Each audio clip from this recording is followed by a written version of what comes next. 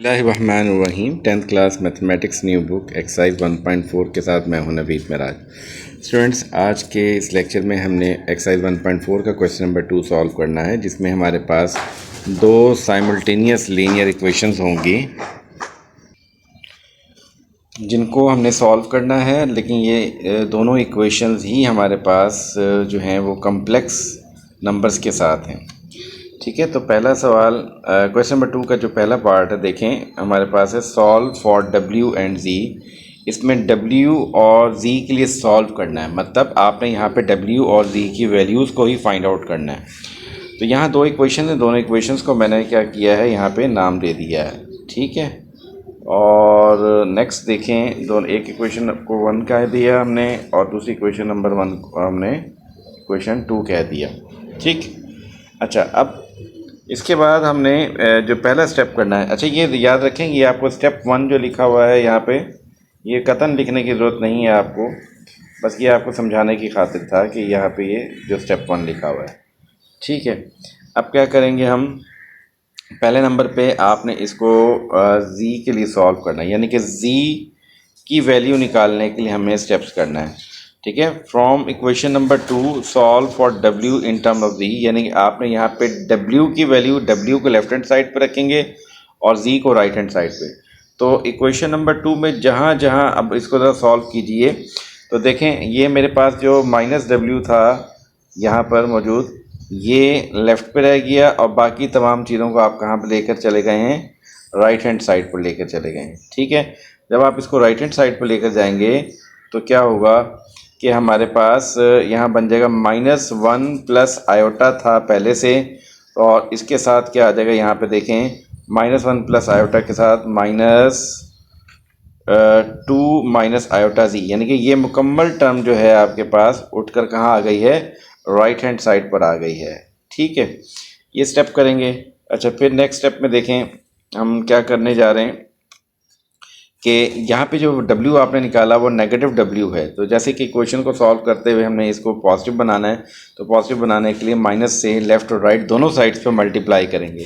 जब आप दोनों साइड्स पे मल्टीप्लाई करते हो तो यहाँ पे माइनस माइनस क्या हो जाएगा, प्लस W बन जाएगा इस जगह पे। ठीक है, ओके, और उसके बाद क्या बन जाएगा हमारे पास, यहाँ राइट हैंड साइड पर जब आएंगे तो ये -1 ऑलरेडी था हमारे पास, तो ये बन जाएगा 1 पॉजिटिव हो जाएगा, और ये आयोटा प्लस का था, यहाँ पे क्या हो जाएगा हमारे पास माइनस आयोटा, और जो माइनस वाली चीज़ थी वो क्या बन गई है, प्लस। तो ये जो न्यू इक्वेशन हमारे पास आई है, इसको हम लोग इक्वेशन नंबर 3 का नाम देते हैं। यानी कि यहाँ भी स्टेप में जस्ट आपने इसको पॉजिटिव बनाया है, डब्ल्यू को जो पॉजिटिव बनाना है के लिए आपने -1 से मल्टीप्लाई किया, तो राइट हैंड साइड पर भी तमाम साइन चेंज हो गए।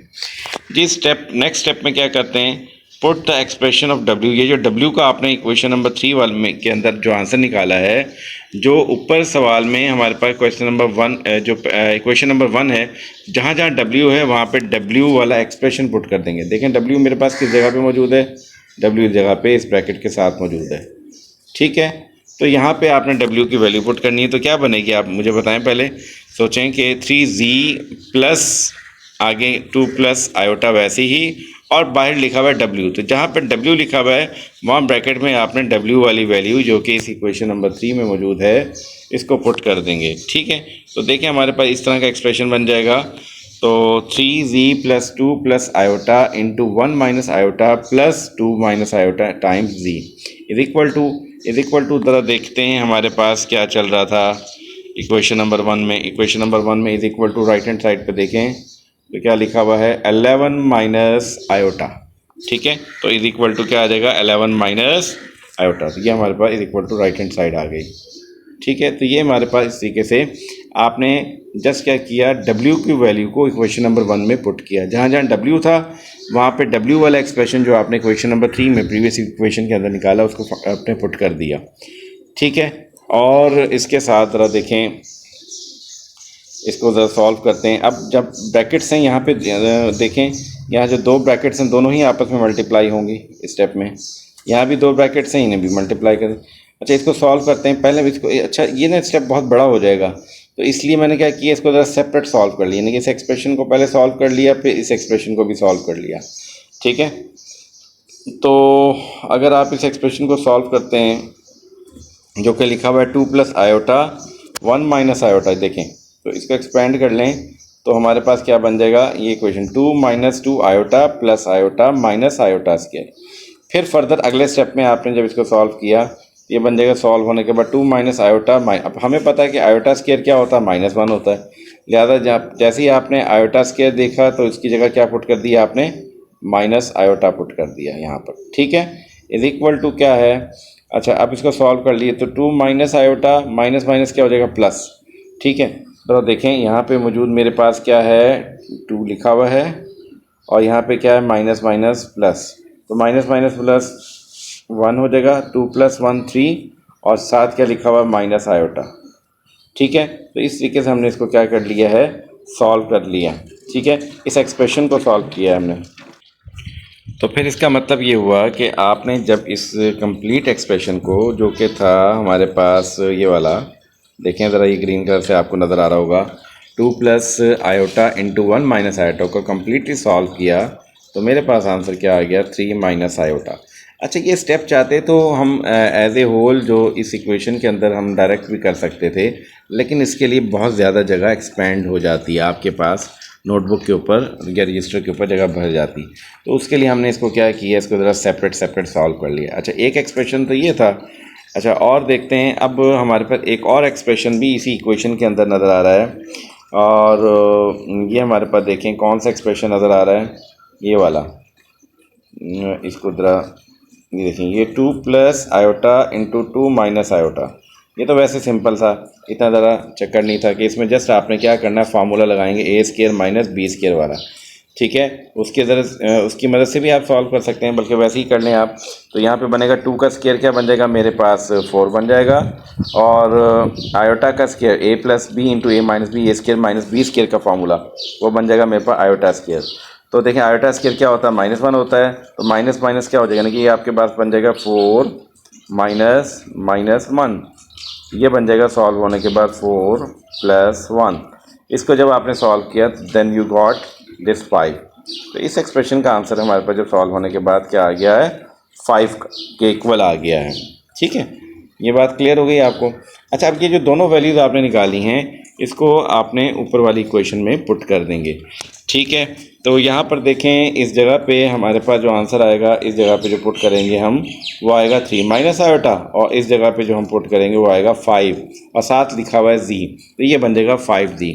आई होप सो कि आपको अच्छे से क्लियर हो रहा होगा कि किस तरीके से हम स्टेप बाय स्टेप इस क्वेश्चन को सॉल्व कर रहे हैं। तो इस इक्वेशन में जब हम वैल्यूज़ पुट करने के बाद जो हमारे पास बन जाएगा वो है 3z plus 3 minus iota plus 5d, ठीक है, is equal to 11 minus iota. ये बन गया जी हमारे पास कंप्लीट इक्वेशन। इसके बाद इसको सॉल्व करते हैं, ब्रैकेट्स को रिमूव करते हैं। तो देखें जी हमारे पास है यहाँ पे 3z है, ठीक है, और साथ लिखा हुआ है ये मेरे पास 5z। तो 3z में 5z ऐड करें then you will get is equal to 8z। तो मेरे पास क्या आ गया 8z, और मज़ीद सॉल्व करेंगे तो 8z plus 3 minus iota is equal to 11 minus iota. इसको सॉल्व कीजिए फर्दर, तो मेरे पास क्या आ रहा है, जस्ट आपने इसमें क्या वैल्यू निकालनी है z की, तो इसको जस्ट सॉल्व करने के बाद ये हमारे पास क्या आ गई है z की वैल्यू। तो दो चीज़ें निकालनी थी, w और z। अब आप यहाँ से सोचेंगे कि सर इस z की वैल्यू को अब कहाँ पुट करें कि w आ जाए। देखें तो एक ऐसा एक्सप्रेशन आपने सेलेक्ट करना है जहाँ पे w लेफ़्ट साइड पर हो, ठीक है। तो वो हमारे पास देखें ये वाली इक्वेशन जो आपको नज़र आ रही है, जिसको इक्वेशन नंबर 3 का नाम दिया था, अगर मैं यहाँ पे z की वैल्यू पुट कर दूँ जो कि 2 माइनस आयोटा की ब्रैकेट के साथ लिखा हुआ है, तो हमारे पास w का आंसर आ जाएगा।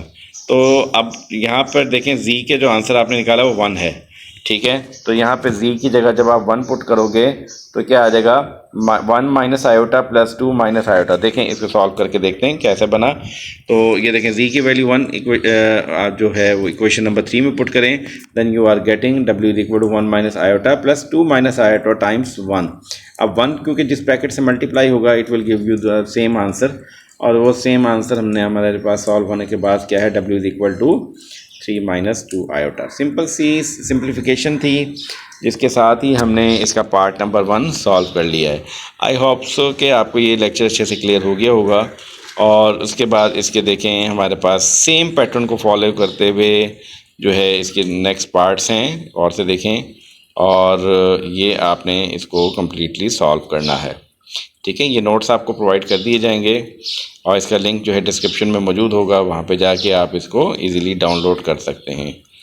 ठीक है, और अगर किसी भी पार्ट में कोई इशू है तो आप इजीली मुझे कमेंट सेक्शन में जाके बता सकते हैं कि सर ये वाला पार्ट दोबारा से एक्सप्लेन कर दें, इंशाल्लाह उसको एक्सप्लेन कर दिया जाएगा। Thank you.